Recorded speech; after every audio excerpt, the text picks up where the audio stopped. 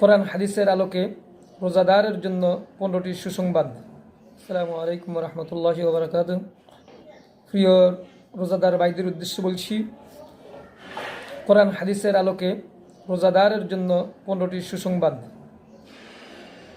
রোজাদারের জন্য যে 15টি সুসংবাদ, 1 নম্বর সুসংবাদ হচ্ছে ইফতারের সময় তারা ইফতারের যে আনন্দ পায়, এই ইফতারের আনন্দটা আর অন্য কেউ পায় না। তাইলে রোজাদার ইফতারের সময় আনন্দ পায়, আল্লাহর সাথে সাক্ষাতের আনন্দ পায়, রোজাদারের জন্য তাকওয়া অর্জন হয়।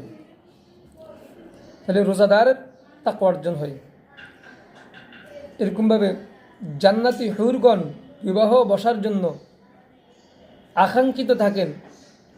5 নম্বর, রোজাদার ব্যক্তি জান্নাতে রায়ান নামক দরজা দিয়ে প্রবেশ করতে পারবেন। সুবহানাল্লাহ। রোজাদার ব্যক্তিকে আল্লাহ পাক রব্বুল আলামিন নিজ হাতেই হিসাববিহীন পুরস্কার দিবেন। 7 নম্বর, আল্লাহ তাআলা রোজাদারের গুনাহগুলো ক্ষমা করে দিবেন।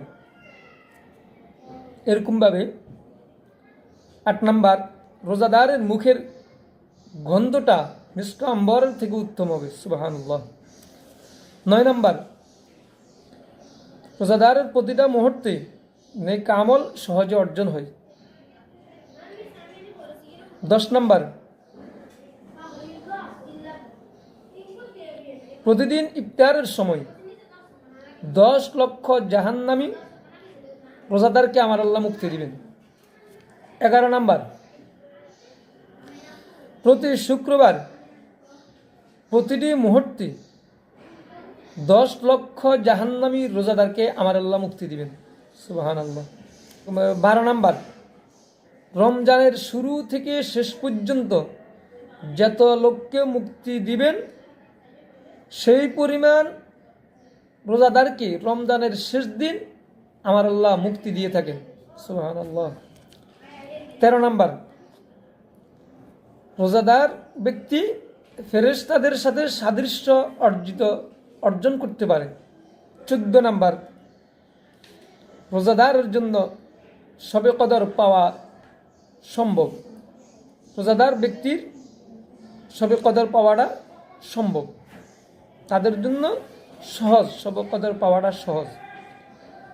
এরকমভাবে রোজাদার ব্যক্তির রিজিক বৃদ্ধি হয়।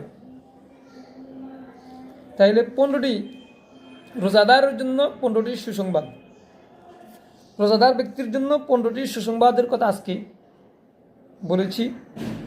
আল্লাহ পাক রব্বুল আলামিন আমাদের সবাইকে আল্লাহ এবং আল্লাহ রসুলের সন্তুষ্টি মোতাবেক রোজা রেখে এই 15টি সুসংবাদ অর্জন করার তৌফিক দান করুক।